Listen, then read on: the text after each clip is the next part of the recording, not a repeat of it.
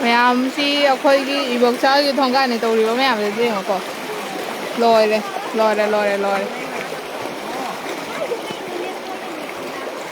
ꯁꯥꯏ ꯆꯠꯁꯜꯂꯛꯇꯣꯏ ꯑꯣ ꯃꯥꯏ ꯒꯣꯠ ꯑꯩ ꯅꯥꯟꯊꯗꯣꯔꯦ ꯑꯩꯈꯣꯏ ꯍꯤꯡꯒꯣꯜꯒꯁꯦ ꯂꯣꯏꯔꯦ ꯇꯧꯔꯤꯁꯦ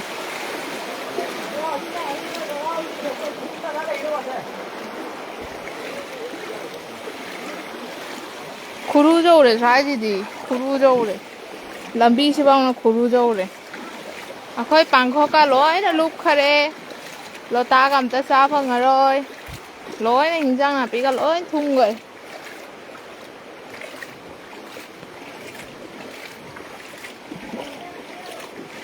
ꯀꯇꯥꯕꯤ ꯂꯨꯞꯄꯦ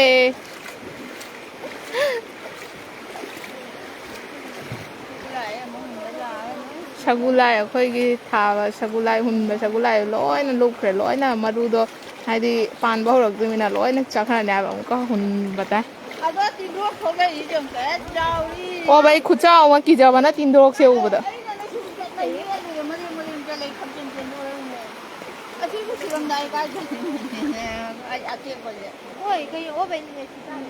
ꯀꯩꯅꯣ ꯇꯧꯔꯤꯁꯦ ꯁꯤ ꯑꯣꯕꯁꯇꯥꯗꯤꯒꯕꯨ ꯁꯤ ꯆꯠꯅꯁꯤ ꯀꯥꯀꯨ ꯇꯞꯄꯤꯔꯛꯑꯗꯩꯁꯦ ꯅꯠꯇꯦ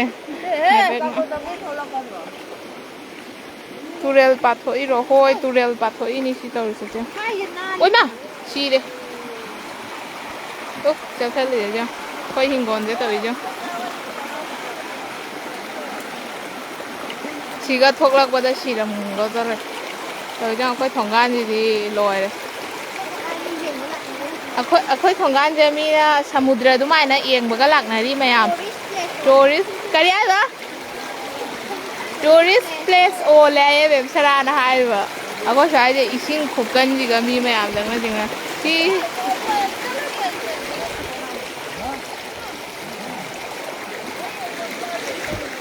Chào em thế chôm tụi sorok machin bao giờ lucy tụi sẽ chieng lạc ninh vào nó lôi đấy kỳ giờ vào nó lôi đấy khơi ra sổm để zoom để trăng rồi đấy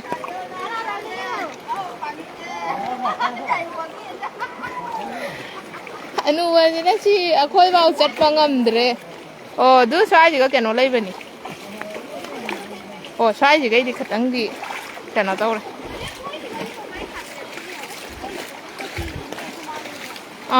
이거 켜이 좀 안기지 로이래. Cây nổ.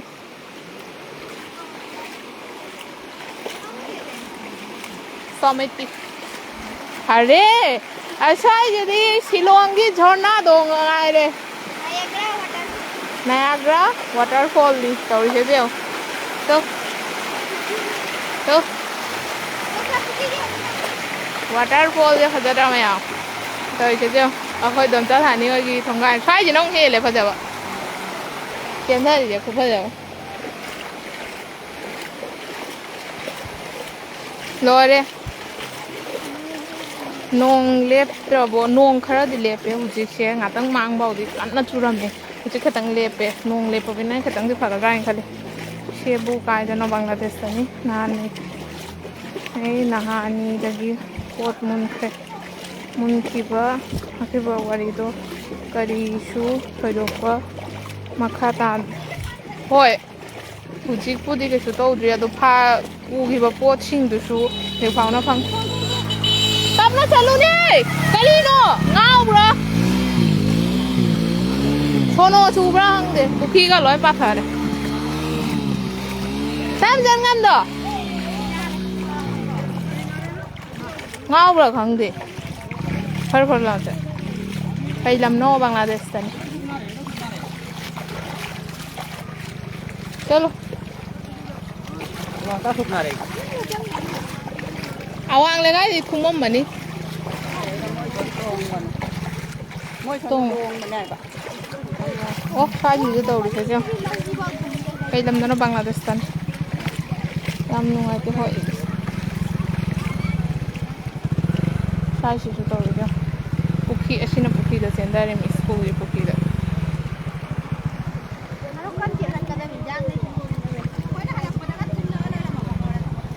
Noi zum di chang ngoi e.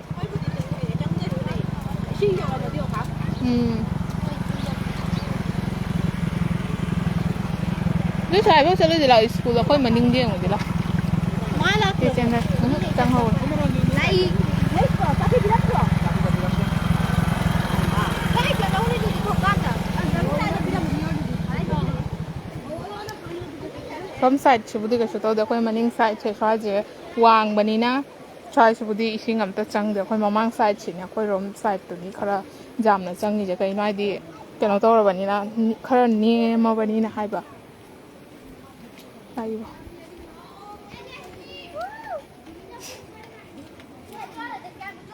Nga Padra, why never? Huh? Sang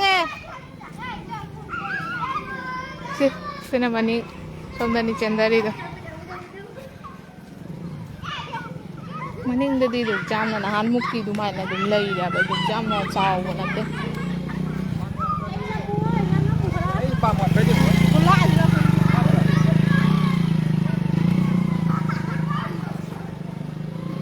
Morning to the Gashito. Morning the jam no bookie, Shumto, the Natanmuko. Ah. A course from them running the Chendai from the she's a pathela de Lord.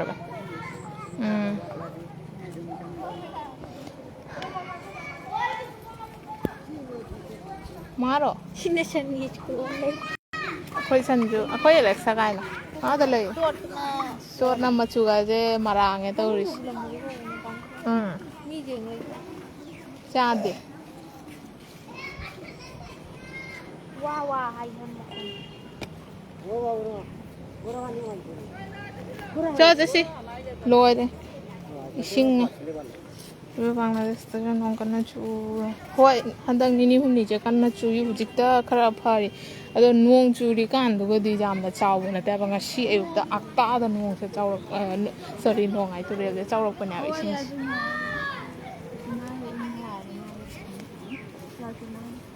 Hashira. Oh, low lake. Low lake when in a going up handing a shoe cannot over on the in top on the some the center is some the Katom de Chang, they some the Wang in the D. A coach from the name Banina. Ishing had a cause, young.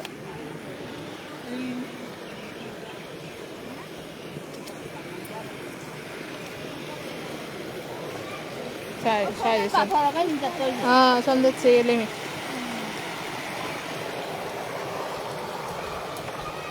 Lord, Kata will give you the Sumina oil. I cannot like both.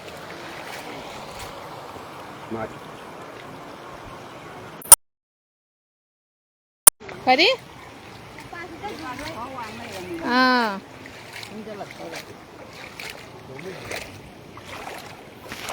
Sai coi chiếc thả về này nè, khát tăng Eshing gì khát tăng đi, cho nó có bộ quạt, khát tăng chào bộ quạt là coi sớm đi rồi, khi gì cho bắt rồi.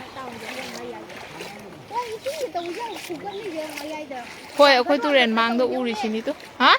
Wang kan tahu ya udah batu cuma jengnya nih tuh. Ah, ide. Cuma wang kali ni. Sila ni tàu thơ ra đi. Cái chút cái này đó. Kijay nè nói bu. Cái chuông này ấy dùng. Iroi baga hay taba nè.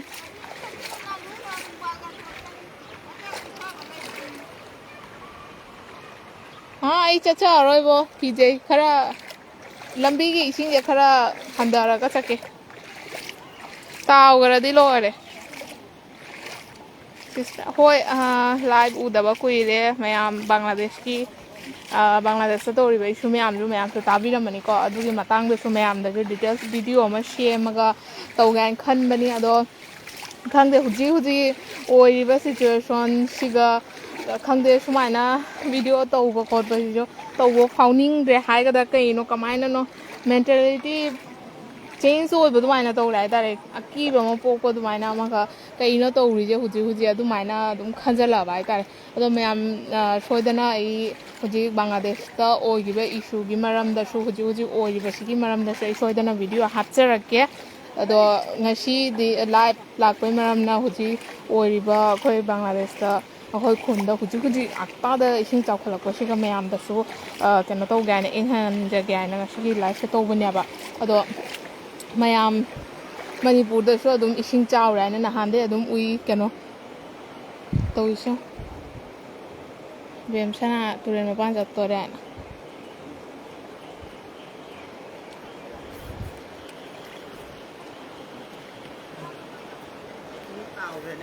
ꯀꯔꯤ ꯈꯣꯡꯎꯞ ꯇꯥꯎꯈꯔꯦ ꯀꯥꯏ ꯆꯠꯂꯨꯏ ꯃꯃꯥꯒꯟꯗꯣ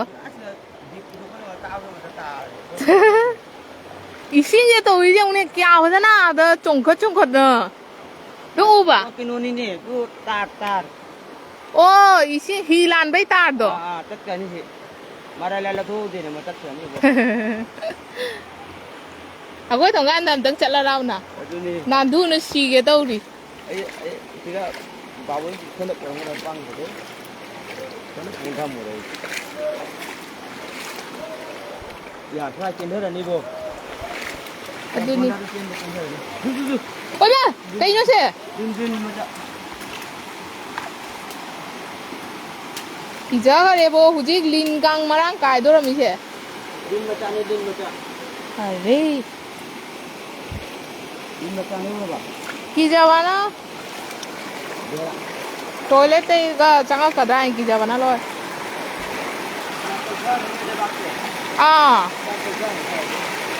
check करे लोइना केनो तो हुई बा हंगदे या थीना चेले जों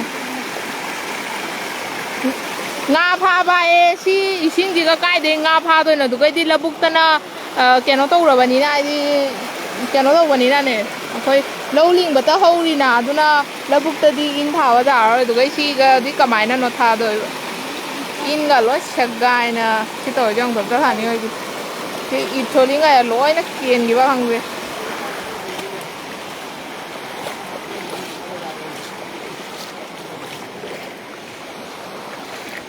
bem se na ai tu ren ma ban ja ki lu a ta chali oi ma yam kan na sing cheli hoi mà trang mới đạt đây chị cái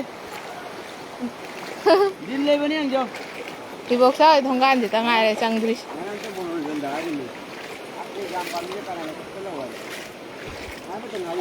ha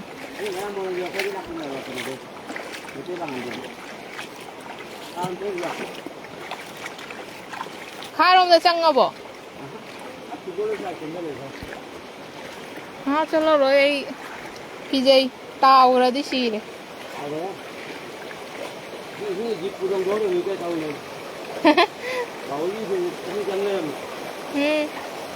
có thằng anh thì nông hiền mà đi hả giờ waterfall cái này là cái gì cái nào cái này cái tàu thôi ra là không một cái rồi cái nào gì is cái nó mà cha này bagan cái mà cha này này từ ising chén đó bây giờ giềng cái này cây làm mọi đôi nó Bangladesh rồi đôi đi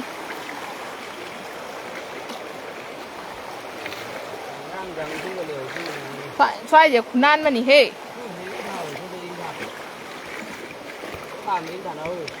cái đó là bốc taro năng như live tàu đi bộ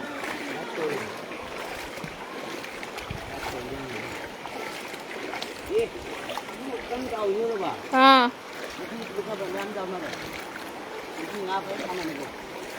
ꯑꯩꯈꯣꯏꯒꯤ ꯄꯨꯈ꯭ꯔꯤꯁꯤꯒ ꯉꯥ ꯈꯔ ꯌꯥꯝ ꯆꯪꯅ ꯂꯩꯍꯧꯔꯗꯤ ꯐꯅꯤ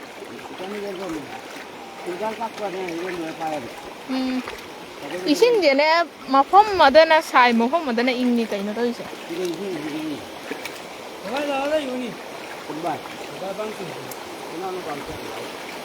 거긴 건데 또 이제 rồi yumda ising changri ha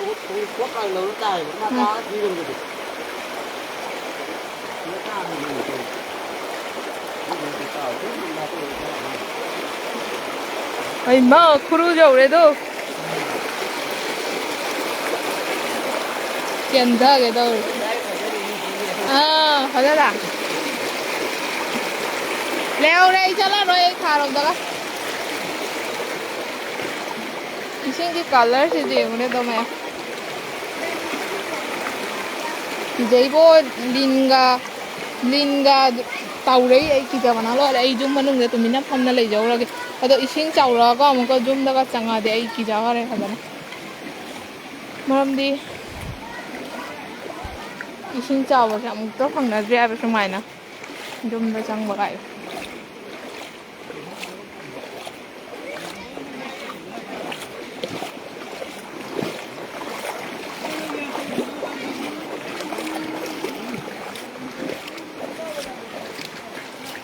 ꯑꯇꯩ ꯂꯥꯏꯔꯤ ꯅꯪ ꯇꯥꯎꯊꯈ꯭ꯔꯗꯤ ꯀꯃꯥꯏꯅ ꯇꯧꯅꯤ ꯑꯗꯨꯅꯦ ꯑꯩꯅ ꯀꯤꯖꯔꯤꯁꯦ ꯑꯩ ꯇꯥꯎꯊꯈ꯭ꯔꯗꯤ ꯀꯃꯥꯏꯅ ꯇꯧꯅꯤ ꯁ꯭ꯋꯥꯏꯗ ꯈꯨꯟꯅꯥꯟ ꯑꯃ ꯇꯧꯔꯤꯁꯤ ꯌꯦꯡꯉꯨꯅꯦ ꯃꯌꯥꯝ ꯑꯗꯨꯅꯤ 오이 나다래 너도 난바니 안당 셀로 쟁게 거기 아시지 라게 anh ấy ra kia 아 phải là cái gì 그냥 난 건강 셋더라고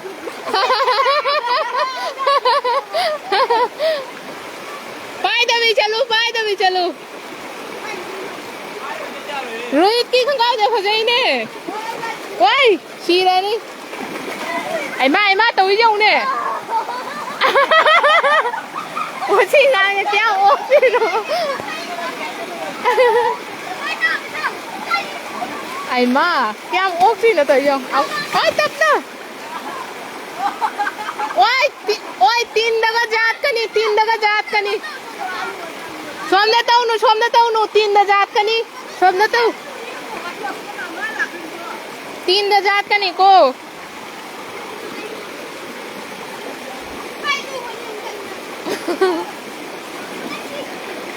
Cuối thằng anh gì đâu hiểu là làm được xóm đây bút trăng ở đây lôi ra vậy đôi lu bên đi số mai này ý sinh để bút thân là trăng mà chỉ cả tây chỗ hiểu là vậy tôi dùng lôi nó là cái xóm đây đi trăng thì xóm đây chỉ là cái lôi khi thằng anh này cái trăng này đi mà đi ôi ấy mà nói bút đi tao nó cái chắc khi đi có kỳ ra cái này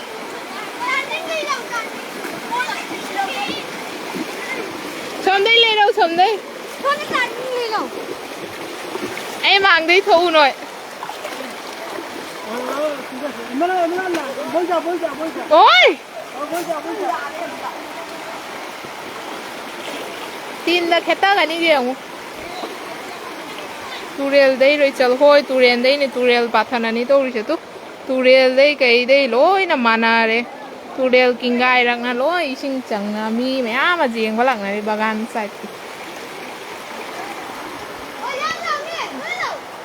khôi thằng cái này hiện là chiên bây hiện là vậy mi gì sai rồi nó hiện là giềng vào đấy ta quite fast khôi thằng cái này chẳng bao đi chứ rồi cái mà thằng ở tây chính gì chẳng bao rồi khôi thằng cái này là cái niệm bà hai ta cái niệm bà đó cái thiên chia li cái làm no Bangladesh tan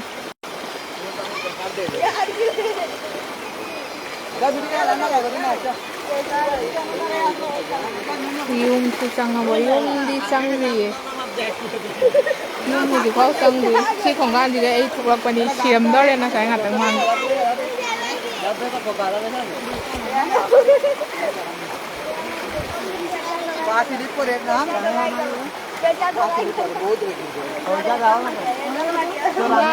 Pitro hindi na to yun yam nungai te cha hoi yam nungai te yam kije ai ta le kumai na amu khau pun chi nang jadri khi thằng anh đi cái chẳng bây giờ rồi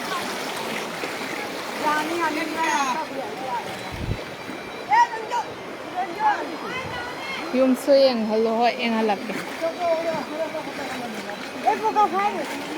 en halak cái có mày am lấy view nga đi lấy pro nga đi của chị cái máy nó pha này cái này đi isin khu chau mà rồi cái nó thôi đấy ni lâu linh bởi hồi rồi nè lâu tụ cái đi thả vào ya rồi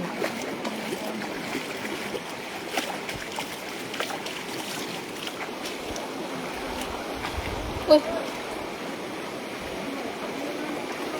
hai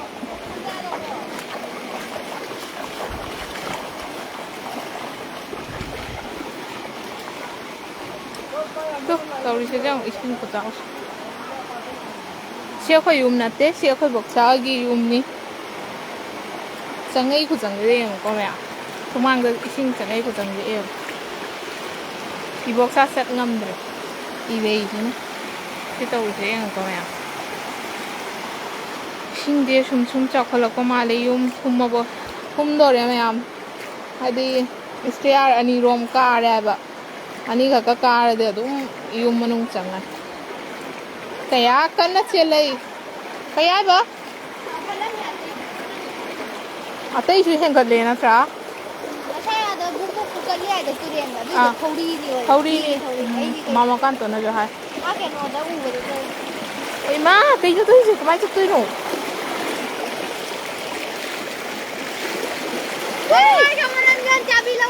चाबी चाबी ꯆꯥꯕꯤ तो अखोई सुमांगनी सिना तो मैं तो मनिंग स्वाई से लोय तो उसे अखोई यूम मामा के तो उसे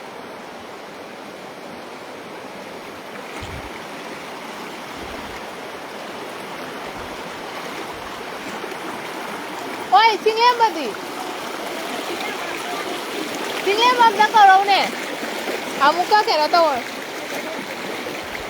namdo asina jena kha sai ti dio te shu chawro khine tripura da ising chawro hu tu hoi india somde lak pe ising na ba du na ni chaw ba se jiri jiri chaw we hen ga li se ba to to jo jena kha ga se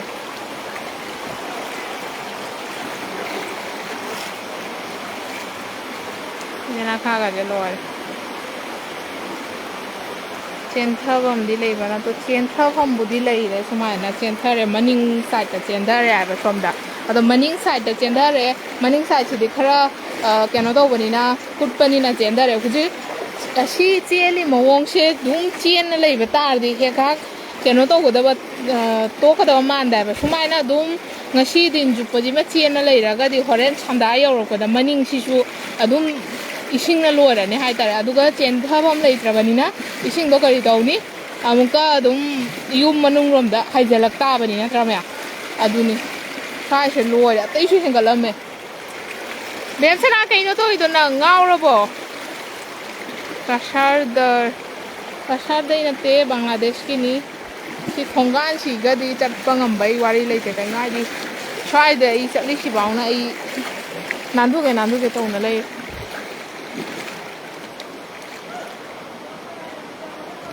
size ना मुम का कनो हेजलक ना लोरे को मैं दो stair अनि थुमो अहुम थुम दोरे तो इसे कइनो तो इसे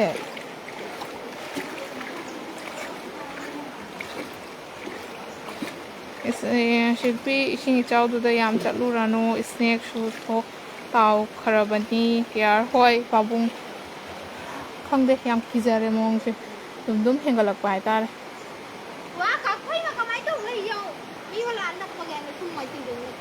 कमाई तीन गई बा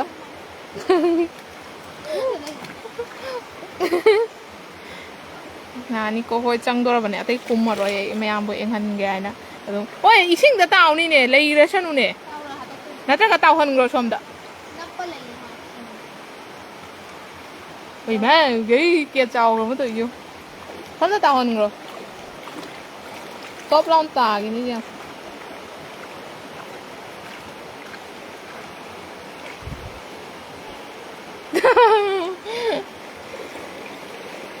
दो मनिंग जी Eshingna Thumme अदुनी लाइबा की वरदी तिंदोक तो संग ले दोय मेबा मनिंग जी Eshingna लोरे सी जो फुल लोयददी काय द चेन कनि चेनफम लेरा सी जें नसाई स्टेयर अनि थल्ले हुजि अहुम थलक दोरे अमागा थल्लदी लोरे दो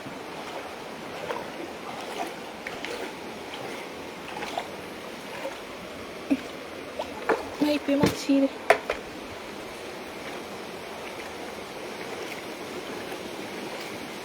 इलिशा कारकरा काय सिगे इलिशा का कारोय मरम जे सिगे पोदा रिवर नतना केनो खन चलो रो चलो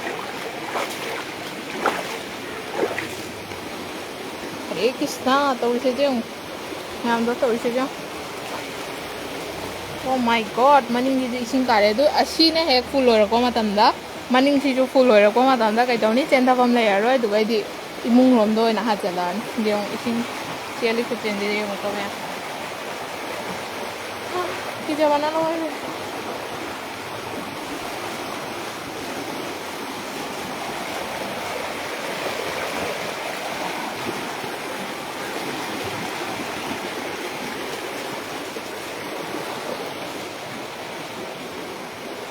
मैं एक चंगे को अदुदी हादी खोंग सिसु इंग मना लोरे फिरोन सु लोइना चुगोटले अदो इमुंग द चंगे कोना अदुम अपडेट दुम मयाम दसु अदुम हाइजरके को इसिंग जे तो सिबाउना चंगे अदो होरेन छंदा बाउ ददि अदुम फ्राइ जे खरा थोंगमनि छंदा बाउ ददि अदुम फ्राइ बाउ चंगानी अदो चेंथावम नाम थुना हेंगले इसिंग औ मनी याम थुने हेंगले अदो अयुक्तगी हौना वीडियो तौबा लई अदो मयामदा कोना वीडियो शेयर तौजरके को अदुगा दुम खंगनी आबा मतम से केसु कुयौदे हाइतारे सुमाना चाउगी बे कोइगी उतकी बोया ताउ हिबा खंगु जाय तो जो इसिंग नाय चंगबै तौं लै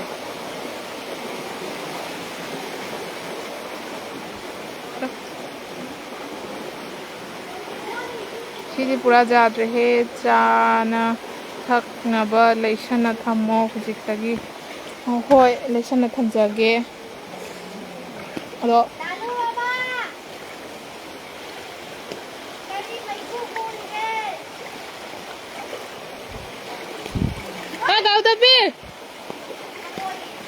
गाउदपी थम दग लाउने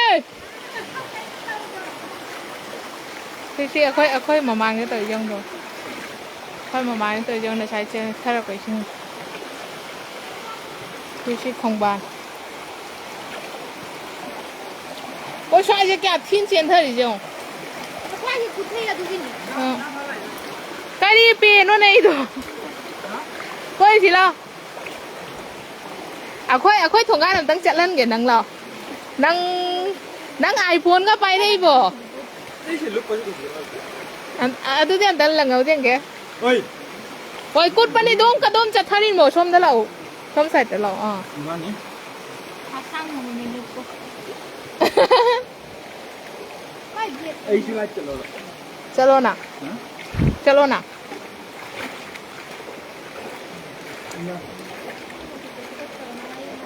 अखोई सुमांगे खुनान मन नंग लाइव दे लाइव लो ना लाइव नहीं video tàu ghé này con Em thế nào? Ôi, em thế nào? lo cả cô tôi biết coi với puru kìa Mai tiền gì? cây nằm đó nó Bangladesh rồi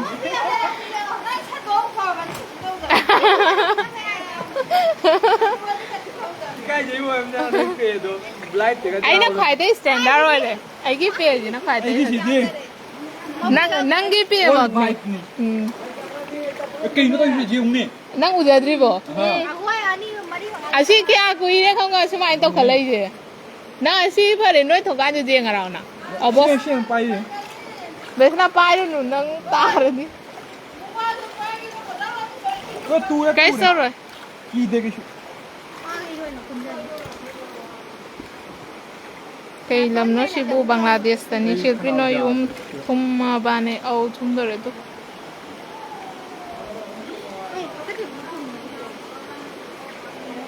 nong om có chủ bao cái này đâu mẹ nong om có chủ bao cái cái áp thi nó chén thở đi không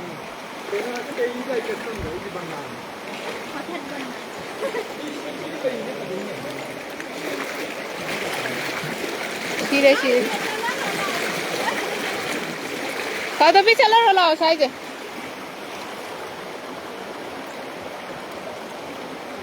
em không nào mà nó lôi đi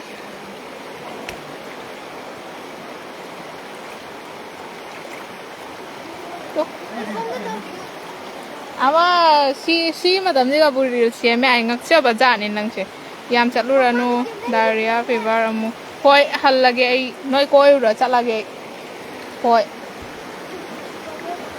thai du di mayam live lo shan jarage mayam mathang da dum update to jarake ko kamai kari to wi ba ꯑꯗꯣ ꯅꯨꯡꯗꯥꯡꯗ ꯑꯃꯨꯛꯀ ꯂꯥꯏꯚꯇ ꯂꯥꯛꯆꯒꯦ ꯃꯌꯥꯝ ꯑꯩ ꯍꯜꯂꯅꯤ ꯍꯧꯖꯤꯛ ꯈꯔꯗꯤ